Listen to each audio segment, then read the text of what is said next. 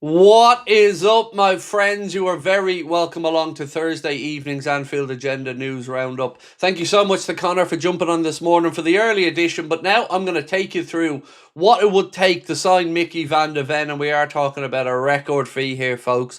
We're going to discuss the likelihood of that, what Spurs' stance is. We'll have a look at Liverpool now becoming the highest earning team in the UK. We'll talk about Federico Chiesa's future and lots more over the next few minutes, but as always, we want to know your thoughts, so do let us know in the comment section.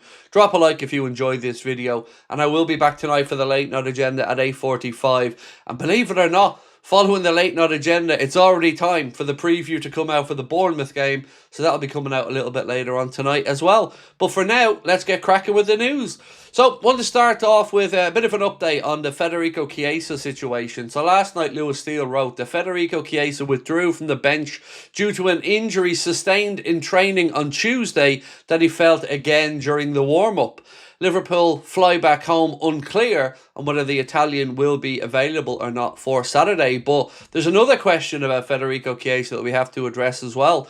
We were told a lot of the time throughout the January window that it would be after the 21st when Mohamed Salah returns that we will know what's going to happen with his future. So do keep an eye on this one, because of course, if he's injured, there's absolutely no chance of him leaving, and of course he would be no good to Liverpool in the short term. So do keep an eye on this one, because it's going to be interesting to me to see if he is going to want to move on in search of more first team action with the World Cup coming up, or what Liverpool's plans are. Then we'll move on to talk about Mickey van de Ven in a moment, but I want to take you through that piece I was talking about regarding Liverpool's revenue streams.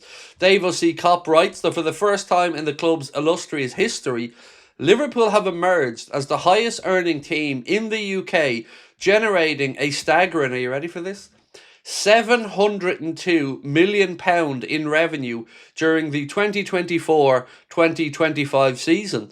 The revenue surge was powered by multiple streams, not streams in the sense of Anfield Agenda streams, because it take a lot of them to get to £702 million.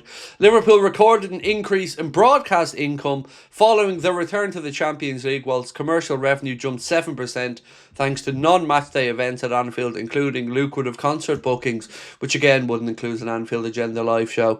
There's nothing lucrative about that, especially with this idiot in charge. Right, let's look at those numbers though in a bit more detail, not the live shows, the Liverpool Premier League earnings. So revenue rose, as we said, to £702 million. Who were the other people up at the top of that list? Well, Manchester City were in second place with revenues of £694 million. That does take into account all the empty seats that the Etihad as well. I'm well informed on that one. Arsenal, they've brought it up to £690 million. Manchester United, £667 million. And fifth on the list was Spurs with £565 million. Of course, they have NFL games and stuff as well at their stadium. Now, wages. This one surprised me, ladies and gentlemen. Liverpool paid out the most wages in 2024-25, with Liverpool topping the list with £421 million. Second on the list, Manchester City, £408 million. Then came Chelsea with £353 million, Arsenal £338 million, and Manchester United £313 million. So, as you can see, the wages have certainly rose, and again, it'll be interesting to see those figures next year. So, Jack Lusby reports, and I can't actually believe I'm about to read this out because it's already frustrating me, but hear me out. Arne Slot has promoted first team set piece analyst Lewis Mahoney to his bench on match days after sacked set piece coach Aaron Briggs. Since his sacking, Liverpool have not conceded a set piece goal in 6 games. I feel there's a lot of scapegoating going on here. So rather than bringing another specialist, we've promoted another person from within. Is there any chance we could just go out there and scour the planet and find the best set-piece analysts, set-piece coaches and bring them in, please, rather than trying to justify promoting one from the bench again and just saying we haven't conceded in 6 games? I mean, we also haven't scored from set pieces. Let's not forget that interesting point as well.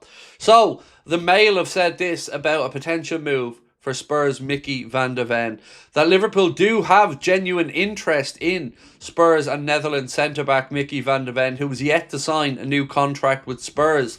If Liverpool do test Spurs' resolve with a bid, it would be a big decision for a Spurs executive tier who have vowed to be better at selling. Now, look, They signed him, I think, if my memory is right, for just over £40 million, 42, £43 million, something like that, when he came in from Wolfsburg. And I've always felt as if Mickey van de Ven might be the one that got away.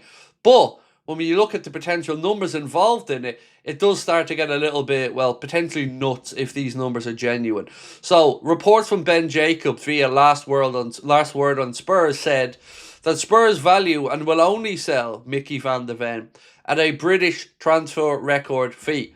Now, that doesn't say a British transfer record fee for a centre-back, which would be just above the £80 million Manchester United paid for Harry Maguire. It just said a British transfer record fee, which of course we know is the money that Liverpool paid Newcastle for Alexander Isak, which will be heading towards £125 to £130 million, which is just quite simply laughable. There's no way anybody in world football is going to pay that for a centre-back, let alone Mickey van de Ven, who is an excellent centre-back, but is absolutely not a £125 or £130 million centre-back. Now, of course, Spurs would want to make a good profit on their investment that they made when they brought him in from Wolfsburg.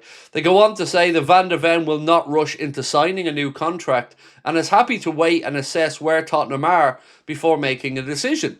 But none of this, folks, absolutely none of this helps us in the here and now, where we are short of centre-backs. Still don't know what the situation is with Ibrahim Konate, but of course wishing him and his family all the very best. Hope that there is nothing too negative going on there. Wishing them, as I said, nothing but love. But for us right now, well, we had Joe Gomez and Virgil van Dijk last night, and that was all she wrote. Now, Joe Gomez came in my opinion, and put in a very good performance, and I'd be interested to know what you guys think about whether Joe should start against Bournemouth at the weekend or not. For me, it's a massive yes. I would be playing him for a couple of reasons. One, I think he played really well against Marseille, and full credit. That was a very, very good result last night.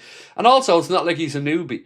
Him and Virgil have played together, know each other inside out, and as Virgil commented last night after the game, they're also really close friends.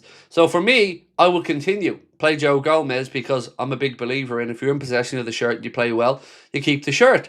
But I still feel we need a centre-back in this window. Is it going to come? Well, look, we're running out of days, aren't we? 9 days to go now. Still no sign of Liverpool making a move. We know that Chelsea are looking to bring in a centre-back. We know that Manchester City have brought in a centre-back. So let's see what happens over the coming days. But for now, I want to know your thoughts on the Van der Ven story. Liverpool's record revenue streams, as we mentioned, just gone over the £700 million mark. Last night's game against Marseille all but secures a place in the top 8, which is where we want to be in this season's Champions League as well. So again, well done to the lads and the coach last night on a very, very good result. We need to back that up against Karabakh next week, and then our place in the round of 16 will be secure.